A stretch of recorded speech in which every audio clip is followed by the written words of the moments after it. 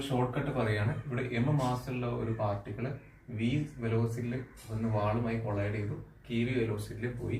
ഇവിടെ കെ എന്ന് പറയുന്നത് 0 മുതൽ 1 വരെ വേരി ചെയ്യുകയാണ്. കെ 0 ആയി കഴിഞ്ഞാൽ ഇവിടെ റിഫ്ലക്ട് ചെയ്യുന്നില്ല, കെ 1 ആയി കഴിഞ്ഞാൽ വന്ന സ്പീഡിൽ തന്നെ പോയി. വെലോസിറ്റിയുമായി നോർമൽ ഉണ്ടാക്കുന്ന ആംഗിൾസ് ആണ് തീറ്റ. അങ്ങനെയാണെങ്കിൽ നിങ്ങൾ ഉപയോഗിക്കേണ്ട formula F average is equal to N M V by T. ഈ എൻ എന്ന് പറഞ്ഞാൽ നമ്പർ ഓഫ് പാർട്ടിക്കിൾസ് ആണ്. അതായത് ഒരു പാർട്ടിക്കിൾ ആണെങ്കിൽ എൻ 1 ആവും. N M V by T, M mass, V speed, T time. എന്ത് ടൈം? T contact time. പിന്നെ പെർപെൻഡിക്കുലർ ആണെങ്കിൽ, അതായത് ഈ വാളിന് പെർപെൻഡിക്കുലർ ആയിട്ടുള്ള F average component 1 + k cos θ, അതായത് ഇങ്ങനെ ഉണ്ടാവുന്ന കമ്പണന്റ്.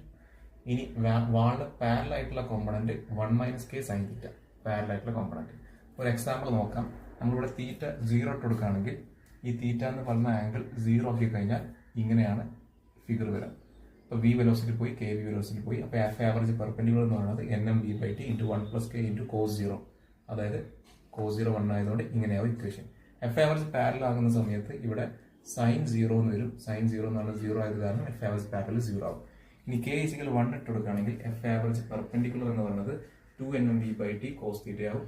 എഫ് ആവറേജ് പാരലൽ ആണെങ്കിൽ 0 ആവും. തീറ്റ 0 ആകുമ്പോൾ കെ 1 ആകുമ്പോൾ എഫ് ആവറേജ് പാരലൽ 0 ആയിട്ടാണ് കാണുന്നത്. പൊതുവെ നിങ്ങളോട് ചോദിക്കുന്ന എല്ലാം കെ ഈക്വൽ 1 ബേസ് ആയിട്ടുള്ള പ്രോബ്ലംസ് ആയിരിക്കും. മൂന്നാമതായിട്ട് നമുക്ക് യൂസ് ചെയ്യാൻ പറ്റുന്നത്, ഒരു പൈപ്പിൽ വെള്ളം പോകുന്നുണ്ട്, ആ വെള്ളമാണ് ഈ പാർട്ടിക്കിൾസിന് പകരമായിട്ട് വരുന്നതെങ്കിൽ നിങ്ങൾ എന്ത് ചെയ്യാം? ഈ എൻ എം ബൈ ടിക്ക് പകരമായിട്ട് D M by D T use ചെയ്യാം. D M by D T എന്ന് പറയുന്നത് എ റോ വി ആണ്. അപ്പോൾ equation A rho V square into 1 + k cos θ, A rho V square into 1 - k sin θ ആവും.